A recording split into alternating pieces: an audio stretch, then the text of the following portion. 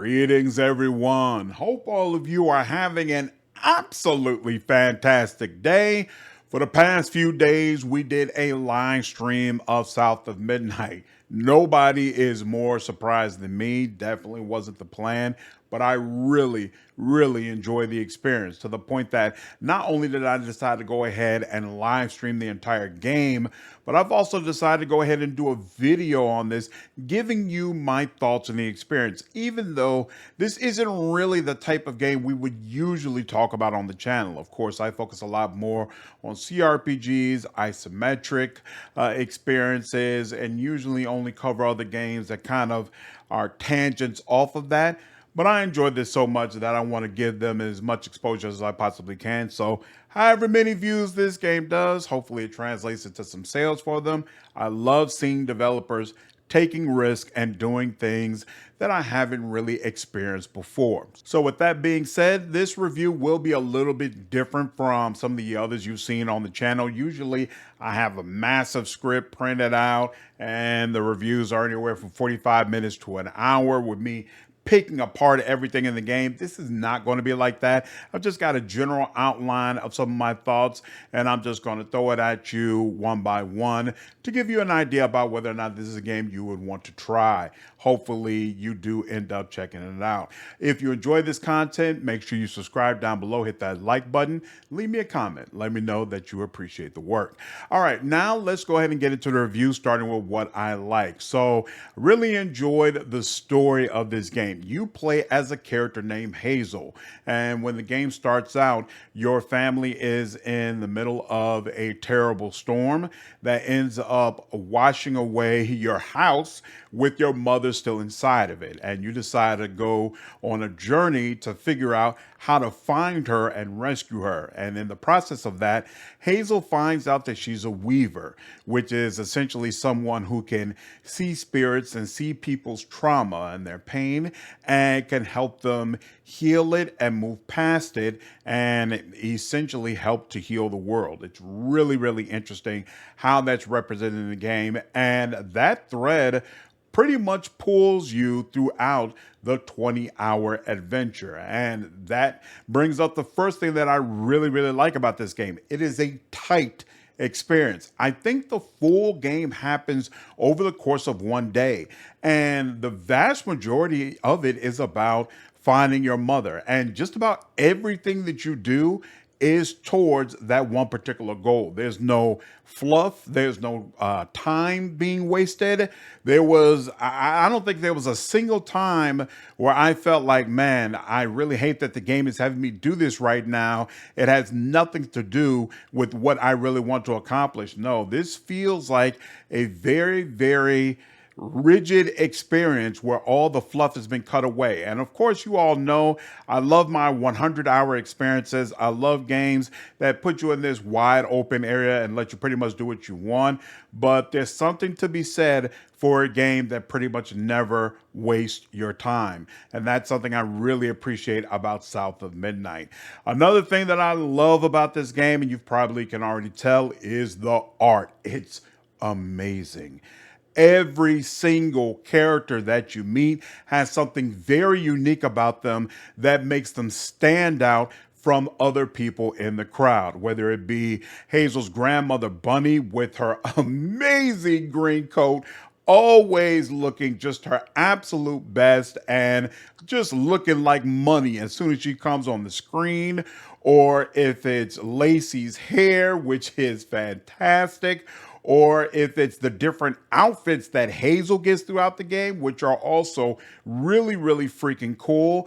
There's a character named Laurent that you meet later on in the game, who I'm pretty sure is the first character I've ever seen in a game with well done waves. Holy smokes. I didn't even notice that at first when I was playing the game, but somebody had called it out on X. And yeah, he's actually a guy who looks like he's got some good things going for himself and he has waves. I've never seen a black man represented in a game before in that way. So freaking cool. There's a lot of variety in the environments that you go through as well. Just in every aspect you can think of, the art stands out. And visually, this game is extremely engrossing in a very unique way. And it's interesting to see that it was made in Unreal Engine 5. I know a lot of people have issues with Unreal Engine and feel like all the games that are created with this engine are going to look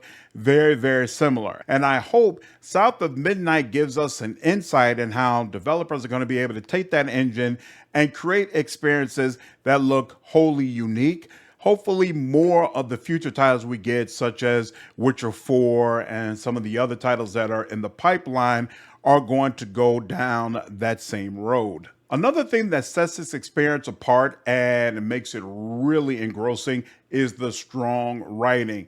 It's kind of amazing to me how consistently South of Midnight made me care about characters who I had only met for a very brief period of time. You only have one real conversation with Hazel's mother before she's swept away and you have to start on this adventure to find her. But that one conversation and just hearing a little bit about how Hazel feels about her was enough for me to say, no, I really want to get her back and I want her to be reunited with her daughter. And there's a host of other characters, some of them villains, some of them just NPCs that kind of help color the experience that you'll meet along the way, who are all just written in a way where they come off as real people that are really having their own experience in the world. It's just absolutely fantastic. And it truly hits home when you're dealing with the traumas. Throughout the game, you are going to run into people who have had sometimes some pretty horrific things happen to them in the past, and you have to help them figure out how to move past that, how to come to terms with those experiences. And the way these scenes unfold that tell you about these people's lives and Hazel's reaction to it, so well done. So well done. This game comes off as truly adult, even though you are controlling someone who's basically a teenager. I believe she's like 16 or 17 years old. It absolutely feels like an adult game, and not just because of cursing, but because of the themes that are being talked about and how they're being dealt with. It feels like a very adult game, and most especially if you're a person who has dealt with real trauma before, who has lost, a loved one, someone you really cared about before.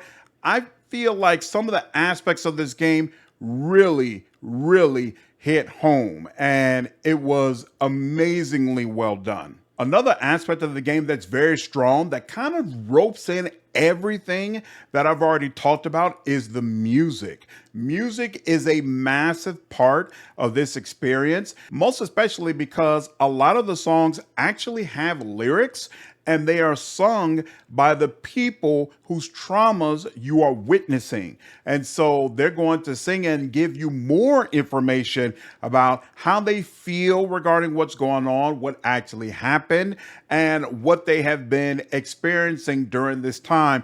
It is amazing. This has got to be one of the best video game soundtracks of the year.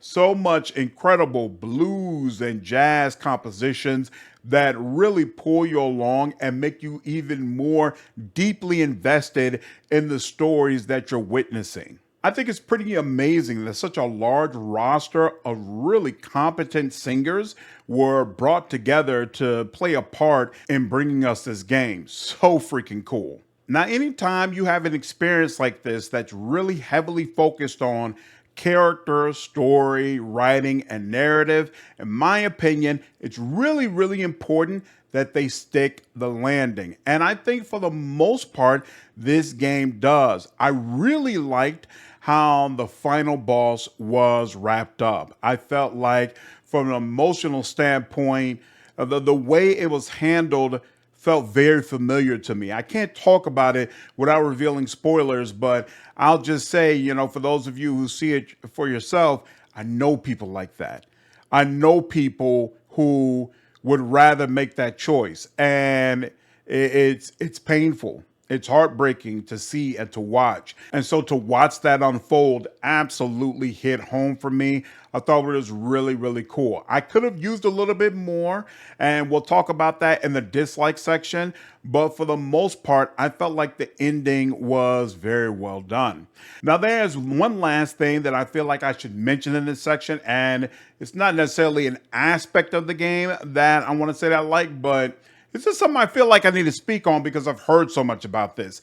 There's been a lot of commentary regarding Sweet Baby Inc., the contracting company that comes in and helps developers figure out ways to either add more diversity into their games, or if the developer has already made some choices regarding diversity, they can help them figure out things regarding the narrative and the storyline to make sure these characters are treated with respect and are represented in a certain way. And I've seen a lot of commentary basically saying that SBI is very destructive, that they produce trash content, trash games, and that they consistently make what a developer has done much worse. Now, I've always stayed out of those debates because, to be frank, I've never played any of the games that SBI was involved in. A lot of people bring up Suicide Squad. I never played Suicide Squad. A lot of people bring up Spider-Man 2. I never played Spider-Man 2. I bought it, Spider-Man 1 and 2, but I haven't played either one yet.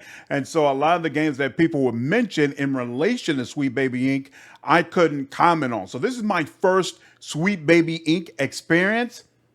They knocked it out of the park. I don't know how much of this game SBI actually played a part in or how much they did, but the narrative is incredible. The way Black people were treated and represented in this game is incredible. The music, which is authentically Black jazz and blues compositions, they absolutely sound amazing. All of this together, I'm going to be straight up with you. I'm looking forward to, based on this, I'm looking forward to my next SBI game because it seems like they did a really, really great job. Now, we'll see down the line later on this year what other games they're involved in, and maybe I'll have a different experience that'll help me understand more of the complaints some people have. But from where I stand now, I am absolutely a fan of their work. With all that being said, there are absolutely some aspects of this game that I am neutral on. So let's go ahead and dive into that, starting with the fact you don't really know anything about Hazel. This is a criticism that was brought up a couple of times during the live stream, basically saying, hey, we're going through all these traumas and we're learning about all these NPCs and these people that Hazel is helping, but we don't get that same backstory regarding Hazel. We really don't know anything about her life, about her dreams, about her goals, about who she is. The only thing we really know is that she loves her mother and she wants to find her mother desperately. And for some people, that's definitely annoying. And I could definitely see that. I could definitely see how there would be an issue with, hey, she doesn't really have a character arc and there's not really character development when it comes to Hazel. But I put this in the neutral section because we know enough to like her. I've definitely played games where I felt like the protagonist was someone I did not particularly care to play, or I felt like the protagonist was purposefully bland, right? To make it just kind of a blank sheet where you have to imagine it in your imagination, fill in the blanks, and then all the other NPCs are the ones who really add color and flavor to the experience. That's not the case with South of Midnight. Hazel is a lot of fun to control. She has a lot of opinions about everything that she experiences. And a lot of times I felt like her thoughts and the things that she was saying echoed what was the natural response for the player to have. So I felt like she was a very enjoyable person to watch and control. And even though it would have been nice to get more information about her, I don't necessarily feel like it was necessary, and so I put this in the neutral section. I also feel like the platforming was mediocre, and that's another aspect of the game that I was neutral on. On the one hand, this game, from a platforming standpoint, definitely doesn't do anything new. It's not going to do anything that blows you away or makes you say, oh man, I've never seen a game that handles it in this way. And I absolutely feel like the controls could stand to be tighter. In my first live stream, I really tried to stick with just keyboard and mouse. I did not enjoy platforming on keyboard and mouse at all. So I ended up having to switch over to controller, and it was much, much better. It's obviously meant for that type of experience. But to be frank with you, even when using a controller, the controls don't feel precise. It doesn't feel tight the way that it should. And so I don't really see it as a strong part of the game, but I put that in the neutral section because this game does a great job of switching up what you have to do. And so there are a lot of times where you don't necessarily have to engage in platforming in a way that would be kind of aggravating or irritating for you. And even when you are engaging with the platforming, there are a lot of different types of platforming you can do, whether it be, the double jumping, the gliding, the wall running. You can even do flying later on. And there are times where you have to mix in your powers in order to get to certain places. So there's a lot of variety in how platforming is performed. And so I think that helps to also keep out the monotony and keep out the feeling of I'm doing the same thing over and over again. So overall, while I definitely don't think it's a strong point in the game, I put it in the neutral section. And this is also the same way that I feel about combat. Once again, when it comes to combat, it's not really anything new. It's not anything that you haven't done before. You have a button you can use to deal light attacks. If you hold it, it's going to do a heavier attack that's actually ranged as well. So it'll hit anybody within a certain range. And then as the game goes on, you're going to get a host of different abilities you can use that'll do a variety of things, whether it's take temporary control over an enemy or make an enemy much weaker towards damage, things of that nature. So it's going to be very important to chain all those abilities together. It's not anything all that crazy, not anything new. Combat is not a strong point in the game. While you do get new enemies to fight throughout the experience, it's kind of a situation where they're all the same type of enemy, So think about like it's a family of orcs. There might be all types of different orcs, but they're all still orcs, And so that's the situation in this game. So you don't get a whole lot of variety in the type of enemies that you fight. And honestly, they're not all that interesting to fight. Like even if you put the game on high difficulty levels, that just makes your enemies have high health pools. So they basically absorb a ton of damage. It doesn't significantly change what sort of tactics you have to use or how you have to approach combat. And while I felt like the pace of combat was good for the most part throughout the game, definitely right at the end, I felt like there was way, way too much of it. The final boss that you actually have to fight to defeat, it felt like there was just a ton of fighting that was absolutely unnecessary and didn't really add to the overall experience. But once again, I put this in the neutral section because you do a ton of things outside of fighting. So this is not the type of game where you're fighting all the time. There are no random encounters. So almost every single time you're going to enter into a fight, you're about to enter into a fight. The fights always feel purposeful because everything you do in this game feels purposeful. So you are trying to achieve a particular objective or get past something. It's not, oh, I'm just fighting just for the sake of fighting. And also, there are many combat encounters that can be skipped, where it's not actually blocking you from progressing through the main story. And large rewards, from what I saw, are typically not locked behind combat. It's much more likely that they're locked behind some sort of puzzle that you need to solve with your powers, or some platforming you need to do in order to reach a particular area. But it's not a situation where I better go ahead and finish this fight because that's going to be required in order to get an upgrade for, my next skill or talent. You can safely skip a lot of those fights if that's something that doesn't interest you. And so because of all that, I put this in the neutral section. All right, finally, we have got to the last section of this review, and that's the things I dislike regarding the game. If you have enjoyed this review, once again, I'd really appreciate it if you hit that like button. Lets me know that you enjoy this type of content, gives me an idea of the type of videos I should or should not be focusing on. And if you're new to the channel, definitely go ahead and subscribe. We're going to be doing more reviews, more game content, mostly about CRPGs as the year goes on.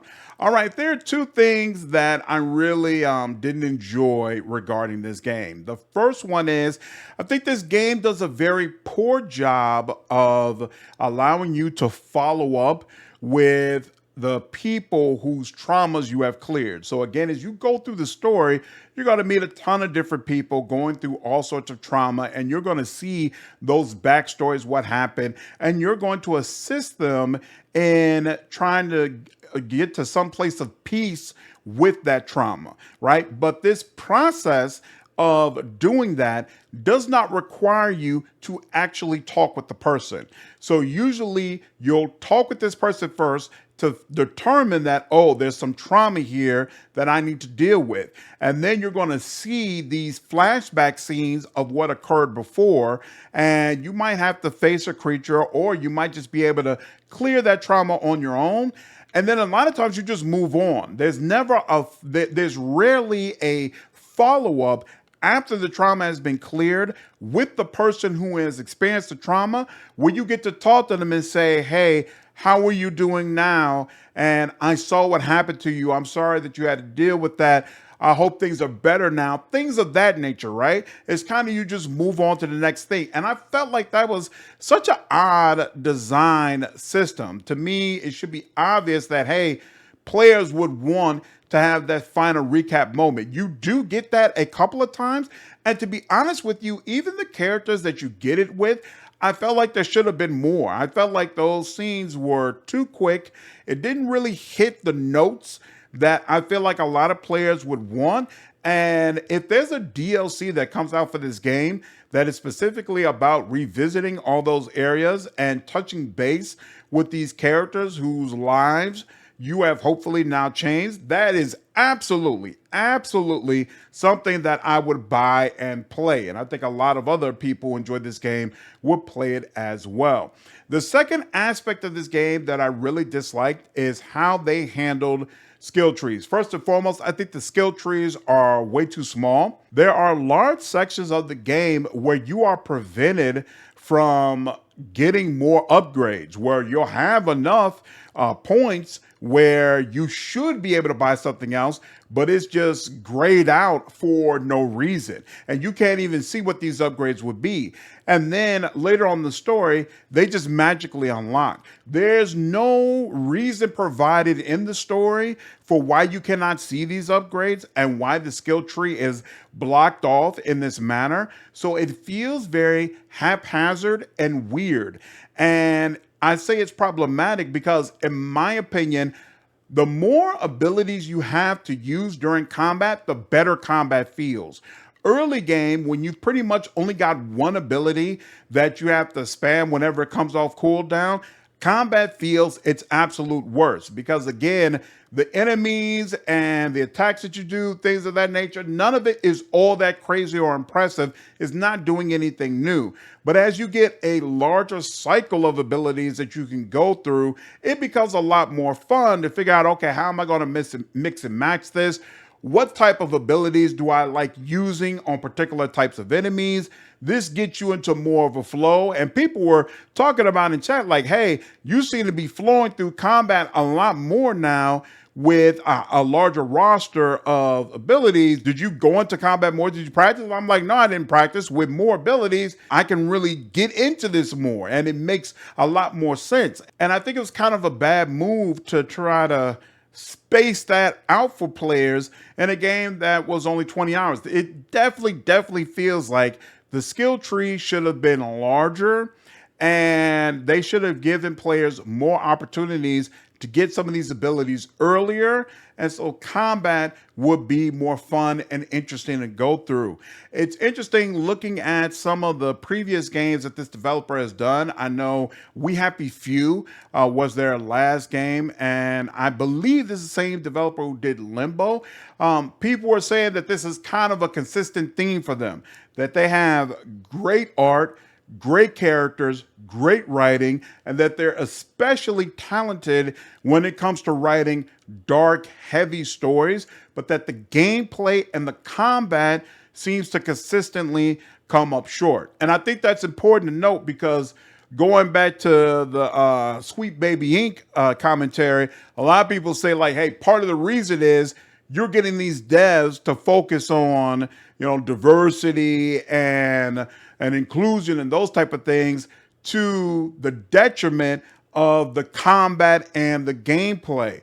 And it seems like at least that's not the case here, that this is a kind of a consistent thread with the games that they do. Hopefully that'll be better in the next game, because I definitely feel like it kind of brings down the experience here, and it's going to prevent some people from being able to enjoy this type of game, even though personally I feel like the game is masterful and just something that anyone who really, really enjoys great stories in video games should experience. So I'm definitely going to continue to watch them and see what they do next. And when I hear something, I'll be talking about it on the channel. But just to wrap it up, I had a great time. I thought South of Midnight was absolutely amazing.